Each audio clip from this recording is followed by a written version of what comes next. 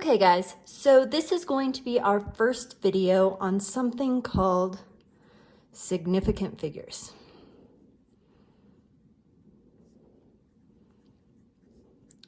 Now here's the thing about significant figures. In math class, when you do calculations, your teacher usually says, round your answer to 1 decimal point, or round your answer to 2 decimal points.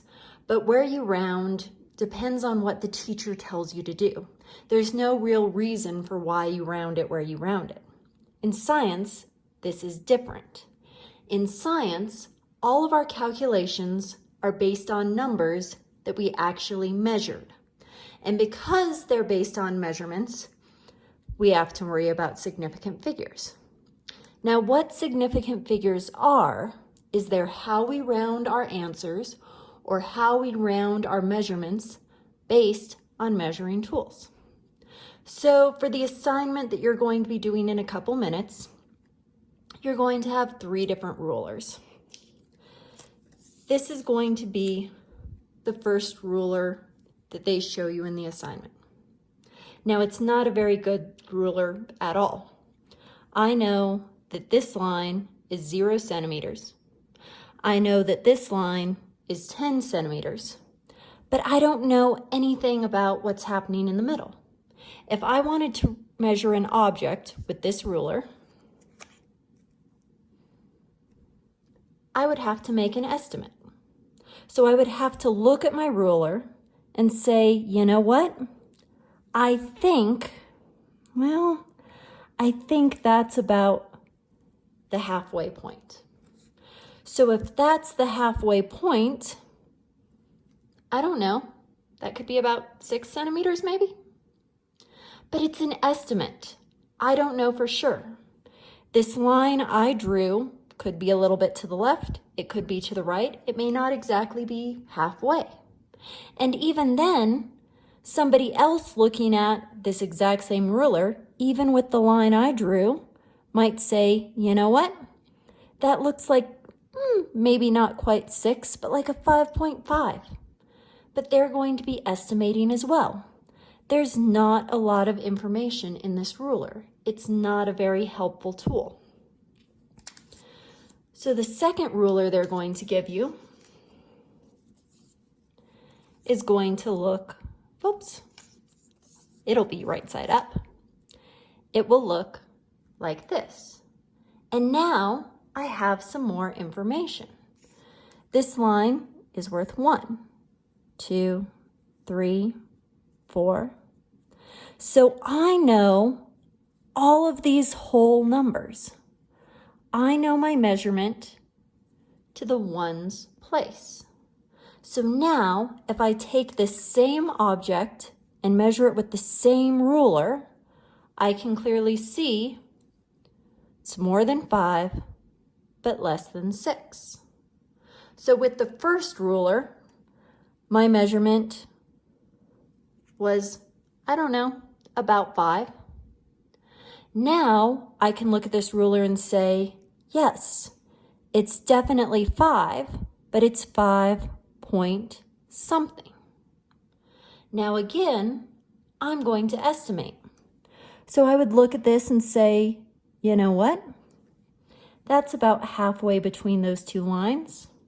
So I would say, I don't know, 5.8. This number, I know for sure, this one is an estimate. So it's entirely possible that 3 people using this exact same ruler could come up with 3 different answers. We would all agree with the 5, but this time we would disagree on this place. Somebody else might say, you know what? I think that's 5.7. Someone else might say, no, that's 5.9. We wouldn't agree on this value because that's the estimate, okay? Now let's say I have a third ruler, and my third ruler is even better.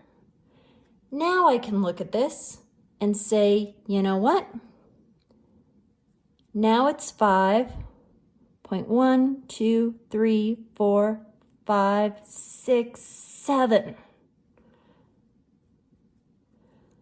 Now on this ruler, I can say, whoops, I was off a little bit. I can say, I know this number for sure now, but, sorry, that actually should have been scooted over a little bit. Ignore that. That looks like a 9. I hadn't started at the 0. My fault. Okay, so now I'm going to say, you know what? This is a 5.9. Now I know this number for sure because I have a line that goes to this place. With this ruler, this number was an estimate. With this ruler, I can tell this number for sure. And I can say, you know what? I know that this is a 9. But here's the fun thing about significant figures. I can look at this line and say, you know what? It's exactly on the 9 now. So this isn't just 5.9, this is 5.90. When we measure things in science, my measurement is going to have significant figures. And what that means, significant figures are all of the numbers. Oops, scoot that over a little bit.